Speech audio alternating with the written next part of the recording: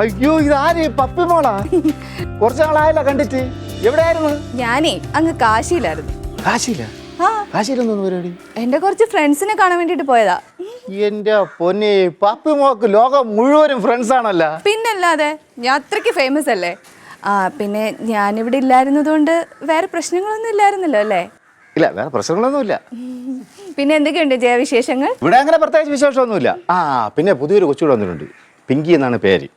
നമ്മളെ മുതലാളിയില്ലേ, മുതലാളിയുടെ കൂട്ടുകാരൻ്റെ മോളാണ്. ഭയങ്കര കോടീശ്വരിയാണ്. പക്ഷെ ആ കോടീശ്വരൻ്റെ ജാടയൊന്നുമില്ല. അഥവാ ജാടയുണ്ടെങ്കിലും എന്നോട് ആ ജാടയൊന്നും കാണിക്കരുന്ന് ജയൻ എടുത്ത് പറഞ്ഞേക്കണം. അത് പപ്പി മോളെ എൻ്റെ അടുത്ത് പ്രത്യേകം പറയേണ്ട കാര്യമുണ്ടോ? ആ കാര്യമൊക്കെ ഞാൻ പറഞ്ഞിട്ടുണ്ട്. പിന്നെ പാരാസൈക്കോളജിയിൽ ഞാൻ ഗോൾഡ് മെഡലിസ്റ്റ് ആണെന്ന് എടുത്ത് പറഞ്ഞിട്ടുണ്ടോ? അയ്യോ, അത് ഞാൻ മറന്നു.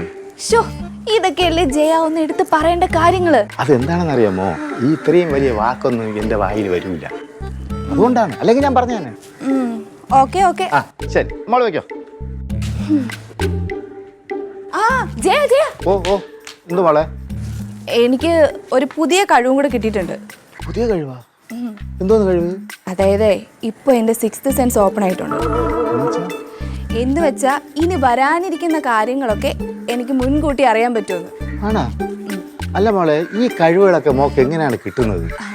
അതെങ്ങനെയാന്ന് വെച്ചാലേ, ഞാൻ കാശിയിൽ പോയിരുന്നില്ലേ, അവിടെ ചെന്നിട്ട് ഞാൻ ഒറ്റ കാലിൽ നിന്ന് ഒരൊറ്റ തപസ്സായിരുന്നു. അപ്പൊ എനിക്ക് ആ പവർ അങ്ങ് കിട്ടി.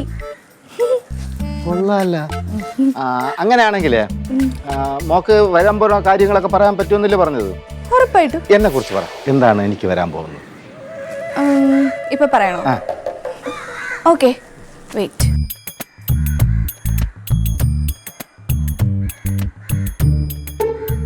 ജയ, ഓ, ജയന്റെ തലയിൽ ഇന്നൊരു തേങ്ങ വീഴാൻ സാധ്യതയുണ്ട്. തേങ്ങ വീഴ?